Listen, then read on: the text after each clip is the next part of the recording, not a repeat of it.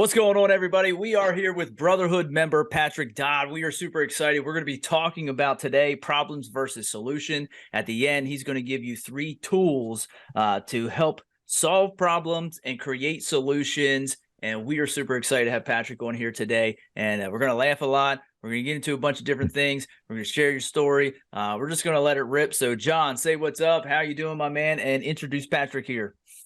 Man, I'm super well. Yeah, we got Patrick. Besides being one of our awesome Brotherhood members, he's a former stand-up comedian, podcaster. He's worked with people like Bill Burr, Adam Carolla, Rich Eason. Currently, he's a husband and father of 3 who does the Wim Hof method. That's right there. That's our one point right there. That'll be Constant tool state number 1. of pushing himself to uncomfortable. Influences include everyone from David Goggins, Jocko Willink, Big Cat from Barstool Sports, and Bill Burr for sure. So, Patrick, jump in here and give the listeners a taste of who you are and what you got. All right. Well, thanks for having me. I did stand up on the side for a while, worked with a lot of great people, and then turned that into podcasting once I had kids, realizing I can't start doing shows at 10 p.m. at night and trying to deal with kids that can't sleep and so on and so forth. And did that for about 5-6 years. Had some huge guests. It was amazing. We were #1 on the comedy charts a couple of times, and it was a lot of fun. Just difficult to maintain, and just eventually it kind of fizzled out. But it was fun. We were doing well even up until the end, and since then I've been doing just a lot of pushing myself outside of my comfort zone and trying to make myself as uncomfortable as possible, and love doing it. Yeah, that's awesome, man, because that's where it is. When we talk about the zones of comfortability, you have the inner zone, which is comfortable. You have the next layer, kind of like that target. If you're listening here and picturing that, the next level is the anxiety zone, the uncomfortable zone. And then outside the uncomfortable zone, that third layer, which is just forever, is the anxiety panic zone. And I think, one of the things that we don't do great as a society or as men is continually expanding that comfort zone into that uncomfortable zone. I think, one of the things that we do is we take it because we're great at everything. We're great at everything. You know what I mean? We're awesome at everything. And all of a sudden, we try something new and we expect ourselves to be this at it, 100% at it. And then that throws us up into the panic zone and the anxiety zone. And that's where I think a lot of times we create problems for ourselves instead of solutions for ourselves. And that's kind of what we're going to talk about today. So, Patrick, as always, as our guest, and just like we do in a Brotherhood, give us a good win for the week that happened from last week till this week. Yeah. I was trying to think of which specific. I had a few good wins, but one was just so Tuesday, I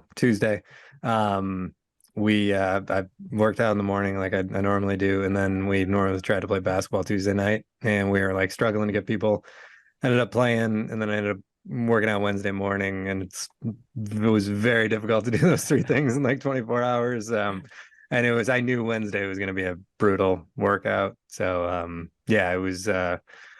Could have easily backed out any of those and not even felt guilty about it because I still got plenty of exercise in that time. So it was I kind of patted myself on the back a little bit, which I rarely do. So it felt good. that is good because I know we know you enough that you don't do that, and that's awesome that you did do that. Just because I think that's lots of times too is like you said there. I think that's one of the good things when we talk about problem solution is when not doing that wouldn't have been a problem. What I mean? Because it would have been a problem you just would have created yourself because like, hey, that expectation level or this, but knowing what you did and achieved already to what your goals are, I think you match those already with what you've done so far. So I think that's a great tool that guys can look at is saying, hey, when have we actually achieved that goal? And then anything above that is awesome. Like that's just extra above and not to be so hard on yourself too. So John, anything that comes to mind right away? We're talking about problems and solutions. Oh man! Actually, first let's go ahead. Go ahead. What were you gonna say? I was gonna say let's give a little background of Patrick because Patrick, you got the stand-up comedy. We just talked beforehand. You haven't been on podcasts for a long time, but you did it already. So let's just kind of Patrick, give him a little bit you know, background a little bit more of kind of some of the things that you've done with that. Anything else that you want to share? Like, how'd you grow up? What were you? Give them a little in 2 minutes. Give them a rundown from birth till now. Yeah. How So I about that? grew up in upstate New York in Rochester. I should say Western New York. Upstate New York always bothered me when I was younger because it's like 6 hours from New York City, but neither here nor there. I grew up in Rochester, pretty typical like suburban middle class family. And left when I was probably about 18 or 19. I actually was in the Navy for a year. Not many people at all know that about me because I don't think I knew that about you. Yeah, I got in trouble and got more or less got kicked out. But I got like the positive or whatever no, I didn't get the like what's the term? Anyway, I was You got an honorable discharge instead of a discharge. There you go. dishonorable. Yeah, Yes, yeah. It correct. was basically I probably had a drinking problem. Is essentially Right. what it was. So then from there, I actually, because I got through schooling and everything in the Navy, I got a job at IBM as like a more or less an electronics technician. And then it was just post 9/11. They had tons of layoffs after that. So then I kind of wandered a bit. I was living in Vermont at the time. Then I moved down. I have 2 minutes, right? So I should probably hurry this up. Then I moved down. I got like some IT. I couldn't do college. I just couldn't focus enough. I tried it twice, more or less. And so then I got a couple of IT certifications, started working like more IT support type jobs. And eventually that worked my way into sales because I was just better at the kind of customer facing stuff. That's a fast forwarded version. During that time, I was in Orlando, Atlanta, Denver, Miami, and Atlanta again, and then Philly before I moved out here to Hershey. So, Right. Yeah. And then I got married probably 13 years ago. We have 3 kids, 11, 8, and 4. The 4 and 8-year-old are about to turn 5 and 9. So Nice. yeah. Yeah, awesome kids, awesome family. I went to school with your wife. She's cool. Mm-hmm. I always liked her. That's why it was Yeah. neat because the first time you guys came down, and then 10 minutes before the house, you got to the house, you're like, Clay who? And it was like, oh yeah. And as soon as Steph got out, it was awesome. So, but I always enjoyed her because she was just blunt. It was just like, here's what it is. You didn't have to guess, you didn't have to worry, you just knew. So it was awesome. Which is cool how small the world is when it really comes to the what is it, the 6 points of touch or something. I don't know. What is that? Yeah. 7 points of 7 degrees of separation or That's 6 what it degrees of is, yeah. separation, something like that. like Yeah. something like that. Yeah. One of those, but it's really cool. 6, 7. What's 6, math 7, teacher supposed to expect? whatever. You know? Yeah, exactly. I like 3. So 3 and 5, those are good numbers. So 3 outs, that's what I like. So, but no, let's get into the topic of problems versus solutions. And we talked a little bit about here. And at the end, we're going to look at the top 3 tools that we can actually help to solve. So keep a lookout for those guys as we go through here, because there are definitely going to be some things, because we run into problems all the time, whether it's with our relationships, whether it's at work, whether it's at home, whether it's just with us, whether it's the stupid lawnmower won't start and you're like, what the hell's going on? And all of those different things. And so we're looking at problems versus solutions. And I think one of the biggest things here is, we take as men problems, and lots of times, and I want to get your thoughts on this, Patrick, is I think we take men, I know for me, I take problems and probably blow them up more than I should. What's your thoughts on that? Does that happen? Do you see that as a common trend? Like, is that something that has happened to you, or you've done that in the past? Now you don't do that, so forth, and whatnot. And again, that's for me. In the past, I just blew shit out of proportion, and so forth. But what's your thoughts on, as men, us creating more of a problem than what the problem is? Yeah, so I mean, I see it a ton. I've like, it's one thing I've been very fortunate. I've kind of never had that, almost to a detriment at times, where I probably like blow things off too much. Gotcha. But as far as like that, my mentality, I always kind of jokingly call it, it's like the mall cop TSA agent mentality, where everything kind of becomes like, excuse me, sir, like that whole mentality. I feel like that's great. I deal with it a lot. Even in the corporate world, you see a lot of people jumping in, wanting to be involved with things, and they just again, making a kind of a mountain out of a molehill type situation. But it's not a lot of people have the practices to like be able to zoom out. They don't know what meditating is, or whatever sort of method you need to kind of like help yourself zoom out. And I've been fortunate, like I said, that that's come fairly naturally to me, but sometimes it overcorrects itself a little too much where Yeah. I find myself blowing something off where I should be more on alert. So, Yeah. No, that definitely is there. And I think that you brought up some good tools there too. One of the things you said about meditation and stuff like that, and zooming out. I really like how you said that, because it is lots of times we get so minute in our like details and we focus in on this little thing. And whereas if we just take a step back and look at the big picture, the detail that we were probably focused on isn't really that big of a detail, and so forth. So I think it's like, when you're in your car and you're looking at your car not working right, and you're looking at like the thread that came out on your seat. The thread that's out on your seat isn't the reason why your car isn't working. It's probably something else, or things aren't going right. So I think that's a great thing to be able to zoom out and look at that. What meditation practice? Because I know, lots of times guys are like, oh, meditation. It's also the same thing with journaling. When I tell guys like, hey, you need to journal, and they're like, oh, journal, do that push stuff. It's like, yeah, that's what I said at the beginning too. And then all of a sudden I did it, and I'm like, oh shit, this actually works. Just like, meditation. I'm like, yeah, let's go hug a tree, and stuff like that. And it's like, that was my thoughts.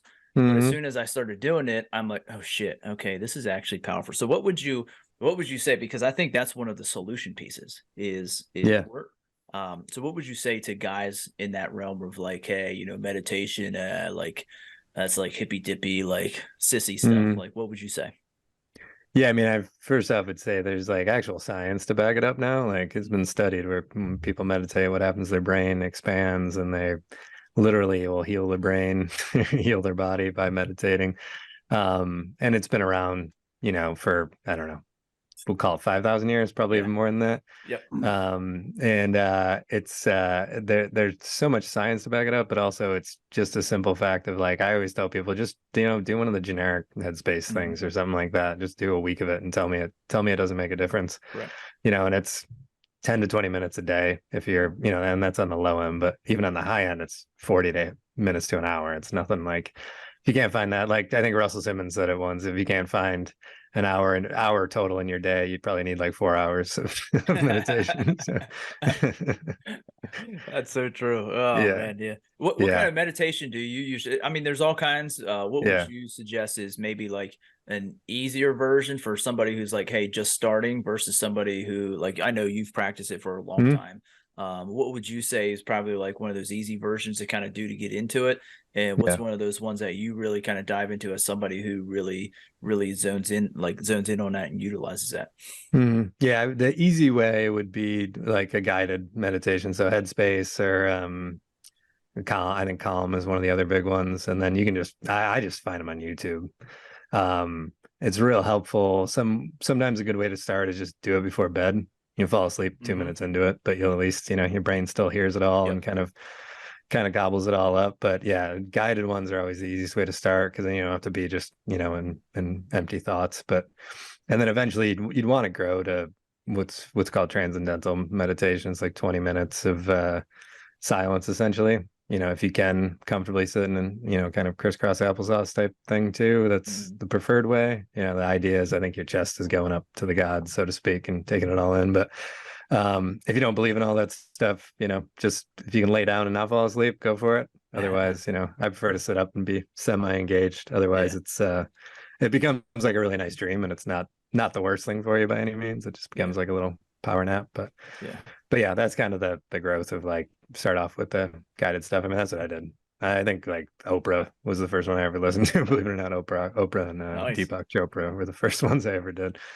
And and now it's, now I do guided ones once in a while, and I do silent ones here and there. And Good. Yeah, and I think that's one of the things too, is like the guided are really good. I've done a couple of those. I think you actually mentioned Calm to me before, which I've used, and so forth. For me, with meditation and using that as a tool to look at problems, because one of the things I like about meditation is it actually helps me solve problems, and it allows you to, because the biggest thing I do with meditation is visualization. So and I never really noticed it until I started doing meditation, how important visualization was to me.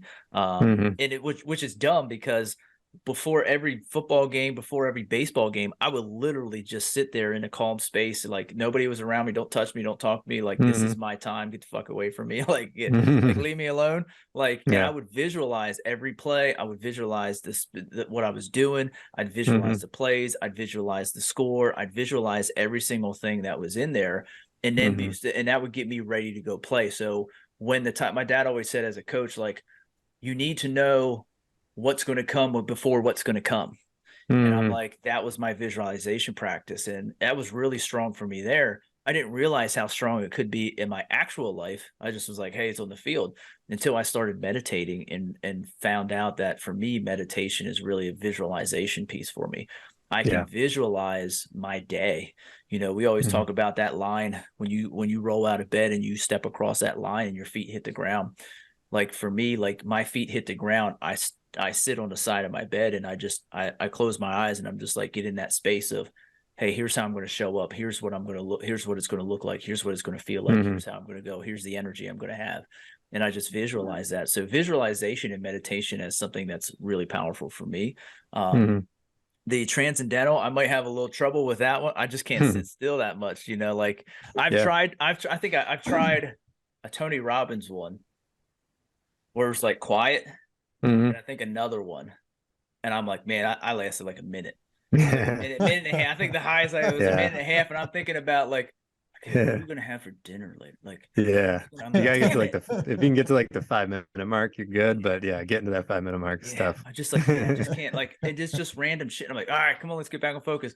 And then I'm like, damn it. And then so I'm like, you know what? Like, how can I use it? Because I did feel like the calmness and sitting with myself was a really good thing. And I think that's a great strategy and tool, because your brain is like the science behind what you're saying. Your brain literally will find solutions. I think that's the coolest piece about it. So, John, what do you have on meditation and kind of that tool? Yeah, I mean, meditation is something that I've started to grow a little bit into myself, and I've never been big into it. I've started to a little bit.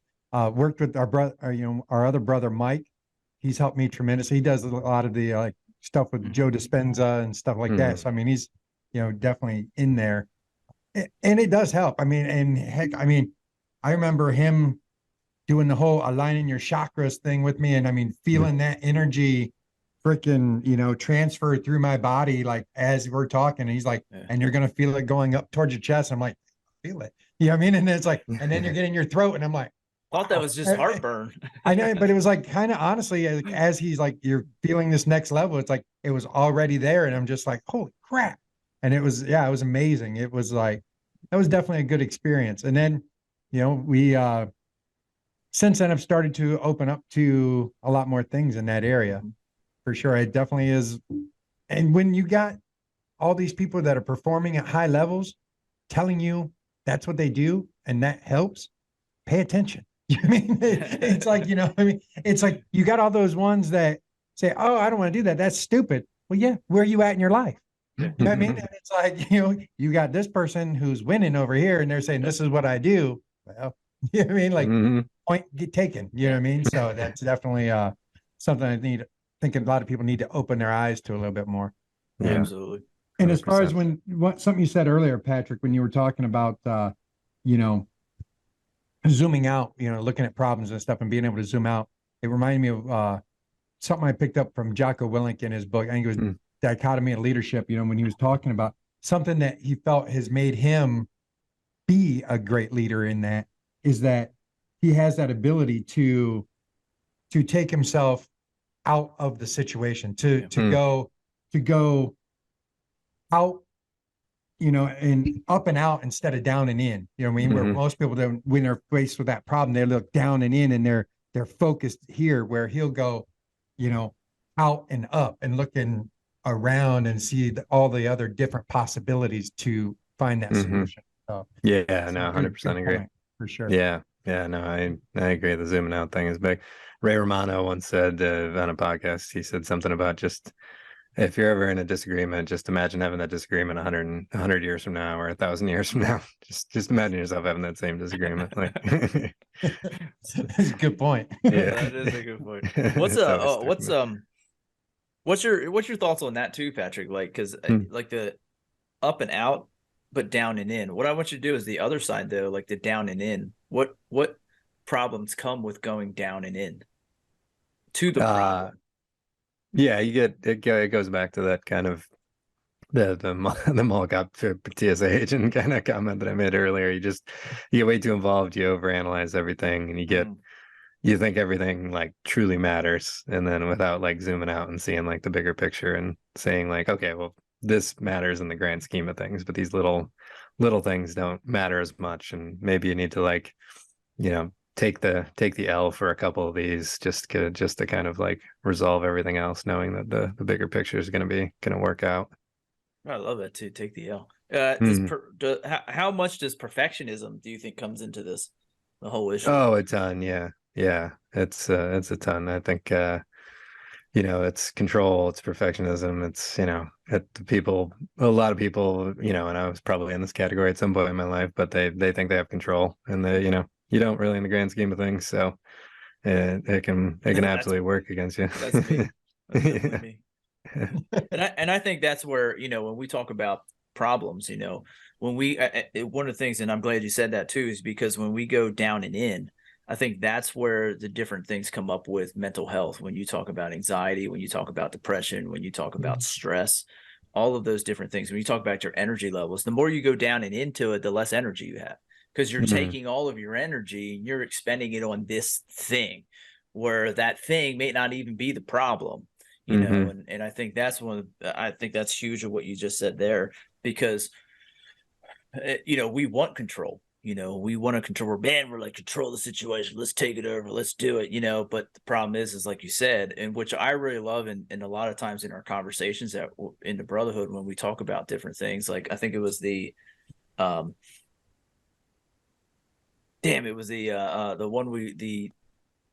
round table we did at the Brotherhood, when I think it was a question about something. You're like, it doesn't fucking matter, because we're out of control anyways. I'm like, damn, that was great. I'm like, holy hell. But it really is, because there's been lots of times where we say the control factor is not there. We don't really control. And those are things, when we look at problems versus solutions, the solutions are how we move forward. The problem is staying in the past, is in that situation. So let's jump over to the solution side, of let's say there's, what happens lots of times, guys are like, let's talk about like our kids. Okay. Our kids coming up, there's a problem. What kind of tactics, things like that, or mindset do you have when it comes to that problem versus that solution when it comes to your kids? What would you say in that aspect? Because I think that's a lot of our guys and listeners are like, hey, like, I'm either like, this comes up and there's a problem, like a kid acted bad at school, or like they're at home, they're not listening to this thing, so that becomes a problem. But what suggestions would you say for the right solution instead of the wrong solution? Yeah, there's like a few things that I tend to kind of key in on with my kids. One is I try to always kind of see whatever's going on, try to see where they're coming from, try to just see it from their eyes. Take myself out of being an adult, and then on top of that, don't put myself in my shoes at their age, put myself in their shoes at their age, because my 11-year-old self is probably a train wreck. And well, we had a different world, you know what I mean? We didn't have a damn computer at 11. Right, I mean, exactly. Yeah, I just ride my bike everywhere and get in trouble. I was like, go outside and don't come back for a while. Like, yeah. Right, exactly. So yeah, that's one of the biggest things, to try to figure out, like, as an 8-year-old or whatever it might be, like, where are they coming from and what do they see? And then I look for stuff in myself that they might be picking up on, just to make sure if there's something I need to adjust or whatever it might be. And then I forgot my last one that I was going to say. I'm blanking on it.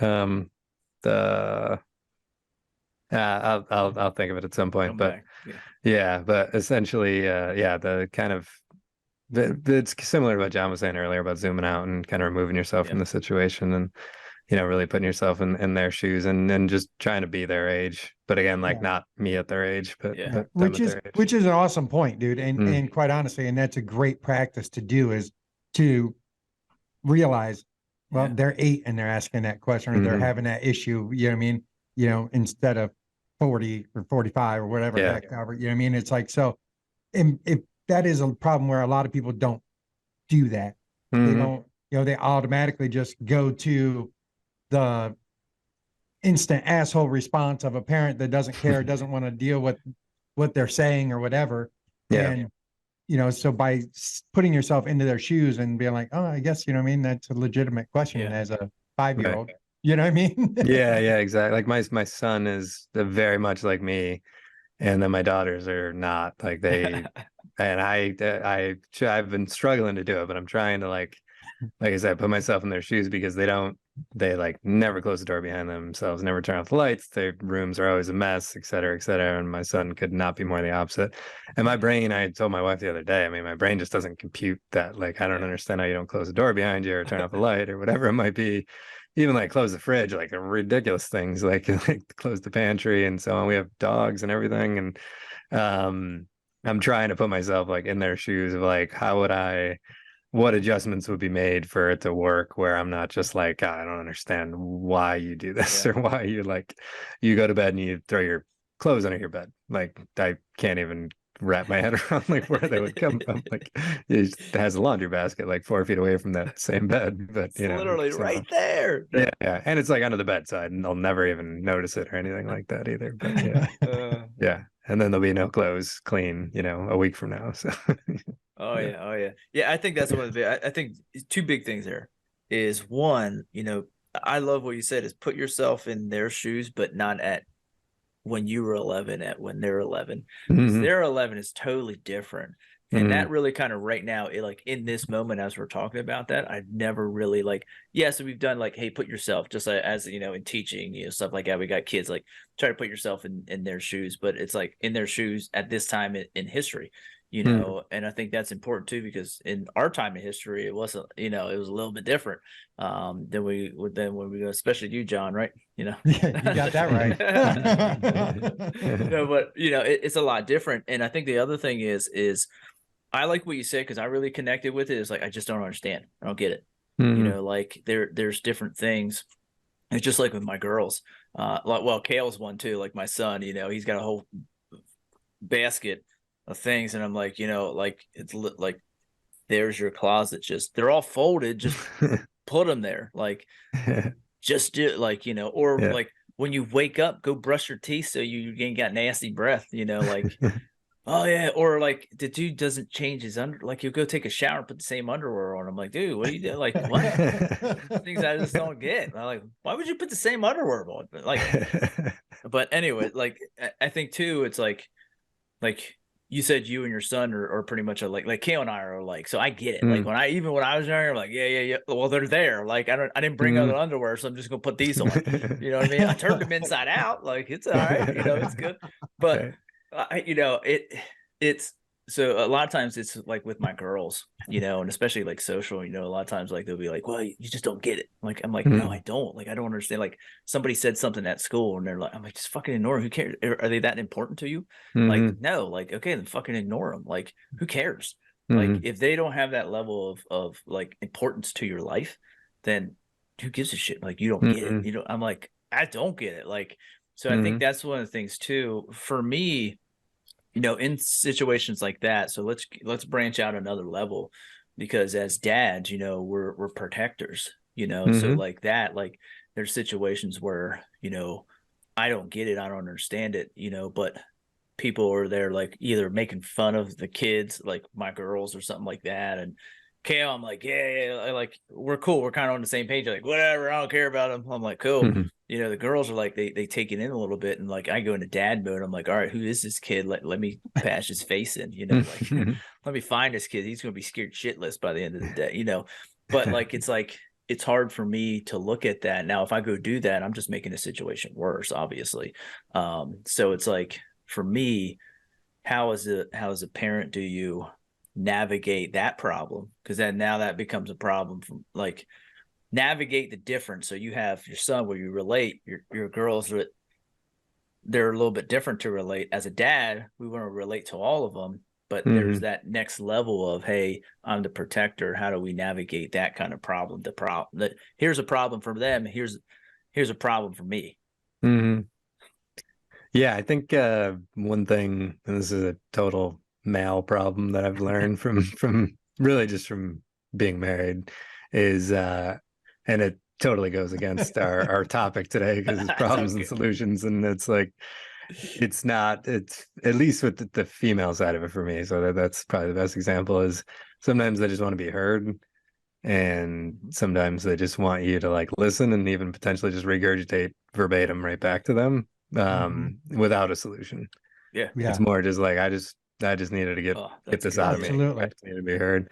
And it took me, I'm 44. It took 42 years to learn that, probably 43 years realistically. So in the same boat. Yeah. It took me like 2 days ago, Right. Exactly. I was married for 26 years and I think I got it about year 24. Right. Exactly. So yeah, with my daughters, that's one thing I try to do, especially my middle daughter. She's got like a lot of spunk to her and she's got a lot of emotion and so on. So I try to anytime she's like upset, I try to listen to her and just like, really hear where she's coming from. And sometimes it's ridiculous. Sometimes she's being ridiculous and there's no, it's not worthy of like really taking the time and digging in. But other times, she really just wants to be heard. And, it's just a matter of listening to her. And then like the solution can be 5 steps down the road of like, all right, well, now that I figured this part out, now we can start figuring out like how we can adjust this stuff to not throw our clothes into the bed, whatever it might be. No, I think you did a great job there because I think that does play into everything because the problem and solution. Obviously, the problem for us is a great book that I read. The problem for us is communicating with the opposite sex. Because we don't think alike. We could sit here and literally have a whole podcast where we just grunted at each other or said the word dude, and we'd be like, dude, you'd be like, dude. We know exactly what we're saying, Whereas if we said that, to my wife, she's like, what is wrong with you? You know what I mean? Like, or my girls, like, you're weird. But like, I read the book, Love and Respect by, I forget the name. I have it. I don't know who it's by, but it's my next book I'm reading. So you actually recommended me buying it. Amazing. Changed my life. And one of the things that it talks about in there is that as men, we speak blue, we hear blue, we see blue, we feel blue. We do that. Everything for us is blue. As women, they speak pink, they see pink, they feel pink, they touch pink, everything's pink. So when I speak blue to my wife, she's like, okay. And when she speaks pink to me, I'm like, okay. And the easiest example that I got, because I think this is one of the things I used to do is be a fixer. And lots of times what I realized, especially through that book, Love and Respect, is that the listening piece is something that's important. That is me helping, that is me being there and being that support system, because that's the language she's speaking. Lots of times when we come in to fix, we're speaking blue, whether it's with our kids, whether it's with male or female, or with our spouse. A lot of times we come in to fix, and that's not what they want to hear. That's not their language. So like, just like when you come in for the house, from work, and your wife's like, how's it going? Like, if you guys ask me, hey, how was your day? And we're like, great. And you all would be like, sweet, that's awesome. Like, we don't need anything else. I already know. No, I already know. Whatever happened was awesome, was great. Okay. Like, we don't know. If you wanted to tell me more, you would have told me more. But if we walk in and your wife goes, hey, how was your day? Their pink language says, how was it and why was it like that? So what we need to realize is, guys, we're like, why do you gotta do, like, why do I gotta say, like, because you're talking now her language, and that's what it really is coming down to, is like, so when I say, hey, my day was great because of this, I get a totally different reaction other than, like feeling like I don't share things with them. And I think that's where it is too, is understanding the language that you're speaking to the people. I think that's one of the solutions that we can really look upon, because our communication level causes a lot of problems in our relationships. So I know that's for me. Sure. I say something and I'm like, well, that didn't come out as what I wanted it to.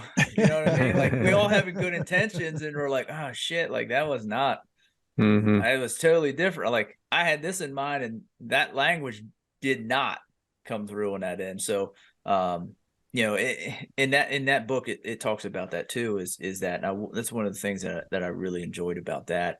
And one of our solutions is being able to recognize what communication do they use, whoever it is that we're talking with, whether it's our kids, our spouse, co-workers, whatnot, and being able to communicate that effective way. John, All right, so I know you got something. I see do. it. I see it in your eyes, in your pen twirl.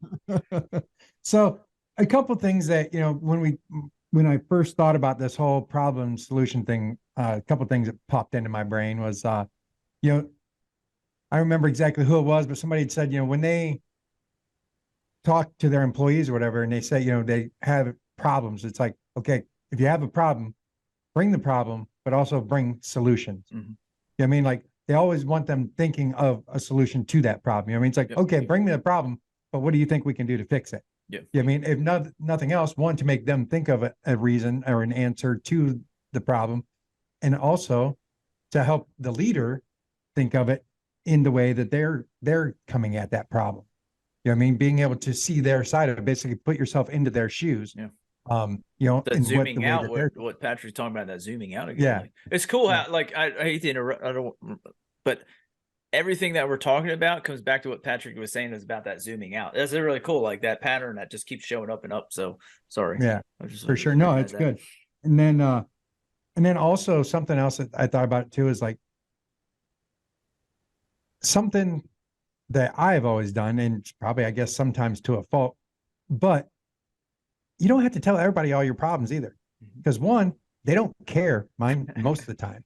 And two, they got enough of their own shit. They don't need to listen to all yours too. Yeah. You know what I mean? And so, but it, you know, it is good to talk and to be verbal, but also, like I said, you know, it's funny. I was talking to my son, Trevor, the other day, and he was like, you know, but Dad, sometimes when you're talking to people, they just want to tell you all their problems and all their bullshit. He's like, I got my own shit. I don't need to listen to all of theirs. He's like, you know, it's like, I'm always like, why do you feel like I need to know that? You know, why do you think I need to know all your problems? He's like, and that's one thing about him. He's always been that bluntness to the point. Like, I'm worried about myself here, and I don't have time to deal with all of your nonsense, you know? And it's like, so it, and a question came up for me there as you're talking about that, Patrick. What are your thoughts on, as a society, do we have a bitching and complaining society?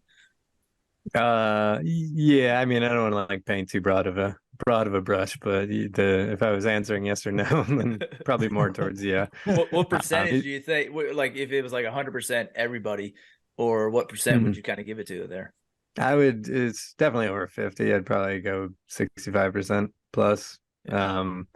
Yeah, and I think you add social media and everything else to that, it just becomes like not only are people bitching, but people are finding new ways to like be able to bitch, where not like ways. I should rephrase that. I mean, that's true too, but like, that's true too. More of a like, oh, I can be offended by this type thing, where, you know, there's a new okay, well, I guess I'm part of this group and I can be kind of a victim for this cause or whatever it might be, and kind of jump in. And yeah, that's I feel like a lot of people jump. A friend of mine was a comedian. He was huge in the news and got in a ton of trouble like 2 years ago. He was supposed to be cast on Saturday Night Live, and then got all kinds of trouble for saying some stuff that was 100% offensive. Like, he's not even in denial of it. It was just, it was on a podcast. He's super across the line, I would say. And he'd even admit that. But anyway, he was all over the news and so on and so forth. And he kind of just put out like hey, you know, I pushed the limit. Sorry, blah, blah, blah. You know, didn't think he was getting fired from SNL or anything. And then he got fired from it. And 2 or 3 people, like fairly famous people, like asked for an apology, and they were just like white dudes, and it was definitely a racist thing that he did. So, and they were just like white guys asking for an apology. Like, what? I don't even understand why you were like, how you were offended or why you're offended. Yeah. So anyway, I'm just offended because right. Yeah. No, and I think that's a great problem, because that's one of the things I think is definitely a problem, is that we have this victim instead of victor. And the reason why is because we have spaces that we can just put that out there. And like you said, John, like, everybody doesn't need to know your problems, but you need to know some people are like, everybody needs to know my problems. Like, you know, like everywhere, you know, you see it on social media. That's why a lot of those people just don't follow anymore. You know, whether they're family or friends or coworkers or this, I'm just like, because I'm like, I don't need to hear your bitching and complaining all the time. Like, but you know, and I think that's one of the things is like, hence why I never had Facebook, because I didn't want to deal with everybody's shit. Maybe that's where Trevor gets it from. I do think Facebook is one of the bigger ones for that, is just, you know, complaining. But you know, and that's where I think the big topic here too, problem versus solutions. Like, if you have a problem and you also come with a solution, John, like what you're saying, I think that's where, and that's John Maxwell as well. So yeah. he was talking about that in my little right there, probably in that book, right, that red one right there. But like, that's what he's talking about. Don't come, like, I'm not a trash can with a hairy lid, which means like, don't bring your trash to me and just, that's all you got. Like, bring me solutions, you know, especially as a leaders, you know, as men, we need to be leaders. As fathers, we need to be leaders. As husbands, we need to be leaders, you know. And when we look at that, you know, what solutions are you bringing to the table? If you're just bringing problems, just take your relationship with your spouse. If you're just bitching and complaining about them, like, what solutions do you have? You know, it's like, you know, but I think that comes back in our Fire 5 to step number 2, extreme personal responsibility. What are your thoughts on that, Patrick? And do people actually want to take it? Yeah, I mean, I think Jocko is one of the best examples of that. He tells that very long, it's a really long story, but basically, yeah. Yeah.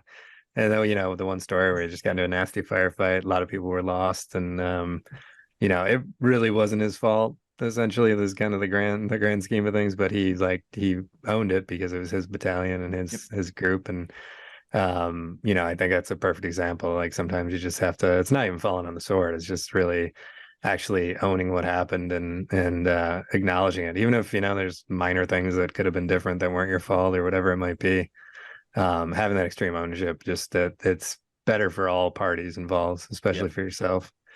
And then people that aren't, again, back to the percentages, I don't think people are willing to quite do that, but you know, I think it's balances itself out. Adam Carolla always says there's safe spaces and octagons now, and there's nothing in between. Like, no, you either want to hide in a safe space at like Berkeley or something like that, or you want to go, you know, have a souped up Jeep, or you want to go bow hunting, or, you know, jump in an octagon or whatever it might be. And that's kind of the extreme sides to it. So that's great. That's great. Yeah. Right on. All right, I'm gonna throw a curveball at you. Yeah. So, Patrick, what was a lot of more the basis of your comedy when you were doing your stand up? Like, what was your main kind of flow on? Yeah, so it was dry and mildly offensive, but not like nothing terrible. I just I just kind of thought that's what I had to do. So, and it worked. So I kind of kept going down that path. But it was always more or less like a real story, just kind of exaggerated a little bit to be funny. So, but Nice. yeah, I don't think anything I ever did was like not at least a partially true story. So Gotcha. yeah, Right on. Yeah. Now, who are a couple comics that you still follow or watch, or that you admire, that you are like, damn, that guy's funny as hell, and you should probably check him out? Yeah, well, I mean, like Bill, everybody knows Bill Burr, but Bill Burr is the funniest guy in the world, in my opinion. I mean, he's been he's his most recent special he filmed at Fenway Park, so he's obviously he's doing all right. You know, and then on the clean side, like Brian Regan and then Nate Bargatze are amazing. The guy I was just talking about from Saturday Night Live, Shane Gillis, he's unbelievably funny. He's actually from here too. I mean, from Mechanicsburg technically, but Okay. he might be the funniest person on the planet right now. He's on, Rogan has him on all the time and stuff like that. He's blowing up. Super funny guy, yeah. And then there's a ton of other really good comics, like just depending on what your taste is. But there's a lot that some are just so big I can't even fathom the scope. Like Joe Coy and Sebastian Maniscalco and those guys. So that Sebastian dude, that guy is funny as hell. Yeah, and he's like doing 5 straight nights at Madison Square Garden or something crazy like that. It's unbelievable. Awesome. Yeah.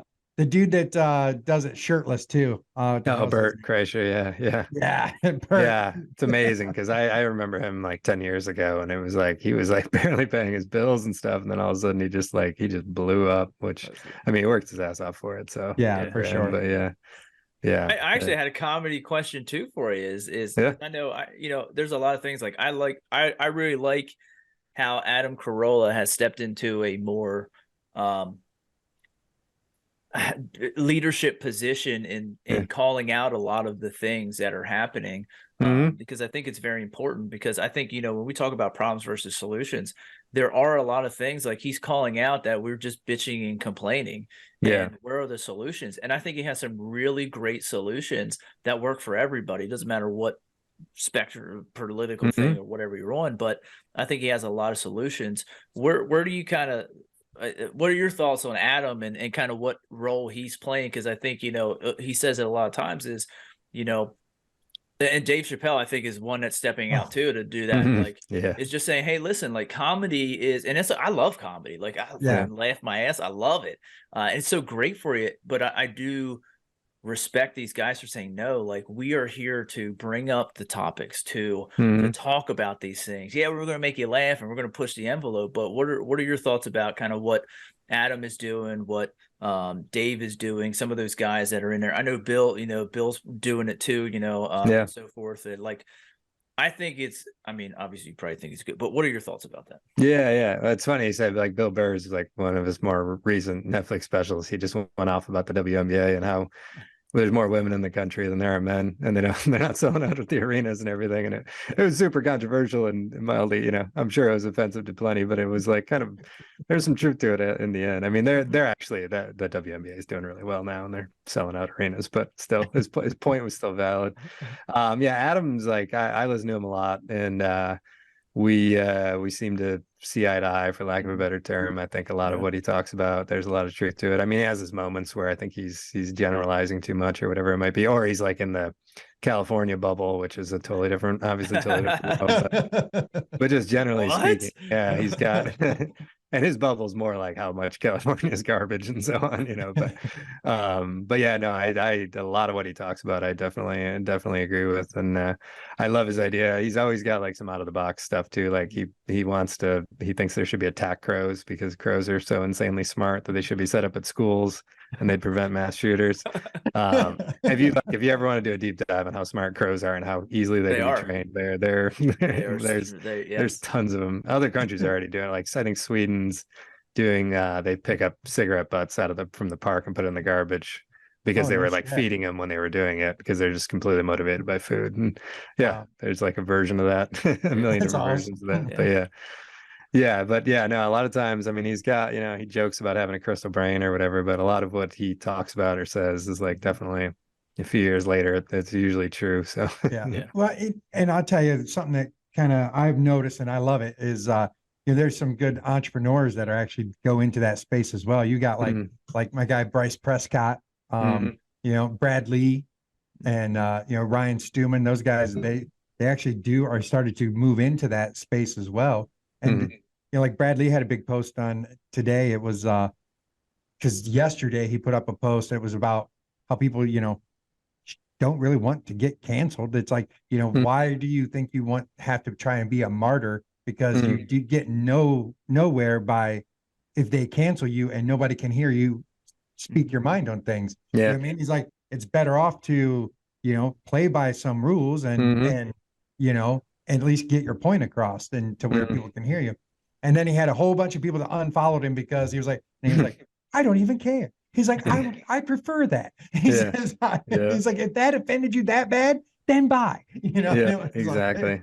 And like Adam's thing's always like, until you can kind of create your own platform for it, like, and stop kind of sucking off the corporate teat, as he would put it, then it's not like, it's basically like he can kind of say whatever he wants because he controls his own thing. And obviously he he doesn't make stuff up or try to be offensive just to be offensive. But, that's kind of his big thing is he's like, I realize Hollywood's never going to have me. Like he had a documentary. I think it was a documentary. Yeah. And it was, what's his name? Oh God, I'm going to blank on his name now. It was about Paul Newman's racing life, I believe. He's got a bunch of documentaries, but it was really good because Paul Newman like stopped acting and just became a professional race car driver, and it kind of was like semi under the radar. But it was like he was like a legit race car driver, and oh God, what's his name? Rob Redford. That's who I was trying to think of. So Rob Redford does the Sundance Festival. That's like that's what he created, and he was in the documentary and everything, and they didn't they didn't they didn't even like watch it or anything. They didn't even consider it for the festival, and it's because obviously his point of view. So Yeah. he's always talked about, you know, doing a movie under a different name and like kind of hiding behind it just to see if it gets. See. Like he had another one about Willie T. Ribbs, who's the first ever black IndyCar racer. It's one of the best documentaries I've ever seen in my life, and it's all about the first black IndyCar racer. It's, you know, about as amazing of a story as you could possibly have. And it, you know, it eventually made it onto Netflix and stuff like that, but that was never made any sort of top 10 lists or anything. And it's like, if you watch it, it's one of the best documentaries, and it's all about like civil rights and so on. It's not like his kind of typical, you know, rightish wing type rantings too. So yeah. So that's why I like he was Adam Sandler. They always talk about how crappy he's movie, but he does so well. And then he made that. He's like, he said it like, I'm going to make the worst movie in the world, and it'll do well. And you're like, yeah, you will. And then he made Hubie Halloween, and it was fucking awful, but so great at the same time. So I loved it. They're like, like it was great, but you know, but that literally was like he did it just to prove that point. And I think that's why I like comedians too, in that realm, because they are there to be able to do that. You know, and they give you like, you laugh, but it also makes you think. And that's one of the reasons why like I really like Adam, is because he really, like, some of the shit you say is like, yeah, that's funny. And then you're like, oh shit. And you're like, yeah. I like it when it makes you think like, after the fact. You like crack up and you're like, oh shit. That's a good point. But you know, a lot of things that he says, and you know, a lot of things that he talks about when he goes into the political aspects too. And we're talking about solutions. When you look at it, you're like, he's a comedian, he doesn't know what's going on. I think we need to not do that, especially, you know, other people too. You know, when we get into different realms, and when we have, you know, either actors or things like that, or even like Joe down the street, when we get into the different aspects of, hey, what solutions can we create for our country? Because I know we're in a situation in our country's history where I think we need solutions. We need solution oriented people, and not to just blow them off because they're a comedian, but there's some really good things that he has stated, that he has approached, and so forth, is really looking at the problem versus the solution, and people who bring solutions and not just complain about the problem. So I love it. So awesome, man. Well, let's wrap this thing up. All right. Let's get down to what 3 tools can you give our listeners here and our brothers to help, you know, solve problems, but also create solutions. What 3 tools would you give to the listeners there, Patrick? Yeah, well, the first one's a bit of a layup because we talked about it, but just the meditating at least once a day. I would suggest twice a day, even if the second one's when you're going to sleep.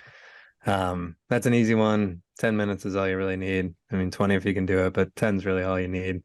And that's going to not only create solutions, but it's just going to make you a better person in general and give you a freer mind and so on. The second one, I think you have to, each year at a minimum once a year, put something on your calendar way out. That's going to be a very difficult thing to accomplish. I prefer personally physical, but it doesn't have to be physical. Like a Tough Mudder, something like that. It doesn't have to be anything crazy. And just put it out there and set up time to prepare for it and work your way towards it with some sort of daily practice. And again, it doesn't have to be physical, but physical is the most like kind of simple logistical way to do it. It's the easiest and quickest way to create change. Yep, exactly. The third one is just kind of, it's in that same realm, but just once a day, make sure there's something on your calendar that's going to be difficult to accomplish, and do it intentionally. It doesn't have to be difficult, but just, you know, whether it's wake up early to work out, whether it's, you know, even if it's just making sure you meditate, like if you're struggling to meditate, but just put something on the calendar it's going to be difficult to accomplish, and make sure you have time blocked off for it. Make it a priority. Love it. And that comes back to that personal responsibility in doing that. I think one of the things that we talk about all the time is making commitments to yourself. And as men, you know, we create a lot of problems because we break commitments to ourselves. And we'll break the commitment we made to ourselves, like the gym or this or that, to help other people out. And we do it we're doing it in good service to others. But the problem with that is you broke it to yourself, which you're telling yourself, hey, I can't trust you. And what you just said there is going back to that. Make that commitment to yourself, even to like one thing that's a day. Like if it's meditation every day, make that commitment to yourself to better yourself, to create more energy, create more time, create more of a better mindset for you. And that leads you into being a man that's on purpose, being a man that's on fire, being a man that's waking up, crossing that line every single day, and really just going after it. So love it, love it, love it. So meditation once a year, get out there, do something uncomfortable in that zone, and once a day, do something difficult once a day, not super difficult, but just something that you need to make sure that you commit to yourself. Boom, and do that. So, all right. Before we jump into the quick hit though, I want to give us 2 minutes, Patrick, for the listeners out there that don't know what it is. And in your bio, we talked about the Wim Hof method. Give it a rip for 2 minutes, just kind of a broad overview, so somebody could be like, "Oh shit, maybe I want to try that." Fourth tool. What's it? Fourth tool. Yeah, right. I did. That was, I thought about whether it was going to be a tool, but too many people get scared. But so there's, I think that's the three pillars. It's breathe, cold, and mind, I believe, are the three pillars. At least that's what it was back when I was, I do it. I'm consistently practicing it, but not consistently. I'm trying to be as consistent as I can, just practicing it. But I used to be super into it and like went to some retreats and stuff like that. But basically it's, one, you expose yourself to the cold, preferably in a cold tub or a cold shower. It's cold enough outside today just to walk out in your backyard and lay down and just your shorts. Essentially, that's like one option.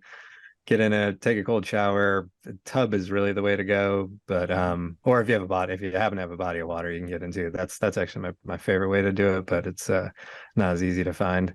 And then there's breath work to do it. I would just go to YouTube and Google or search for Wim Hof breath techniques. Basically, kind of almost like hyperventilate for a minute or two, and then you hold your breath, and actually empty lungs breath, and you can hold it forever. It's amazing how well that works. Yeah. And it's another good thing to do right before bed. You crash really hard after that. And then the mind is really just meditation. It's basically meditation, that part of it. But really, it's about the cold and the breathing. That's like the biggest thing that it's about. And there's a million studies that have been done with him where they have doctors have him hooked up to all kinds of different things while he's doing all this stuff. And it's amazing what he's been able to fight off. Like they'll inject him with some crazy disease and he'll basically fight it off while they're there with him, because he's doing this type of stuff. So it's amazing all it can be done. It's that's the 2-minute version, but I just start Googling it, and it's there's a ton of stuff that can be done. Yeah, it really is a great practice, and it's so many benefits for your body, and you can go into that, and guys can research that or reach out to any one of us or reach out to Patrick in order to do that. So all right, let's get into our quick hit Q&A. 5 seconds to answer 10 questions. No, 5 seconds each to answer 10 questions. All right, John. All right, here we go. What's your favorite animal? Cheetah. Oh, nice. Okay. Work or play? Work. What's your favorite word? That's probably not even true. My favorite word is push. Nice. Top book recommendation for the listeners? Can't Hurt Me, David Goggins. Who's your hero? Me. Yeah. What's your deepest fear? It's generic, but heights. Yeah, I don't like them either. Yeah. If you could go back in time to change any part of your life, would you? No. What do you wish you learned sooner, though? Just basically to like hard work. We'll just call it that. Simplify it. Just only so many hours in a day. There you go. Do you prefer the soft cloud version or the sword version of the truth? Sword. Yeah. I love the sword people. Number 10, what's your biggest strength? Just it goes along with my favorite word, push. I'm really able to push through stuff. My mindset is I can become a robot pretty easily. I wake up every day like 4:15. I go to CrossFit for an hour at 5 to 6, and I eat pretty clean, like ketogenic diet every day, and I'm a bit of a robot in that way. That's awesome. Anywhere that people can get a hold of you at all? I guess I'm technically on social media, but I haven't interacted with anything in probably like a long time. Just they can email me at dodd.patrick@gmail.com. But other than that, I'm technically on social media, but I haven't posted They can anything. they can join the Yeah. Brotherhood group, and then they can. Yeah, I was gonna say, exactly. join the Brotherhood. And you Exactly. can talk to Patrick See all you you on want. Monday nights. Yep. Absolutely awesome. Well, I know you guys got a lot out of this, and again, problems come up in our lives, and we have to come with solutions. Not just focus on the problem, but take that problem, find a solution, cross that line, be a man that's on purpose and on fire. That's how we do it. So, Patrick, thank you for being here with us today. And as Thank always, you. guys, go out, share this with one other person that you know is going to get something out of this. Give us a rating, give us a review. When you do that, it expands out to everybody else. So thank you guys. Appreciate it. Awesome episode. So great to have you here, guys. So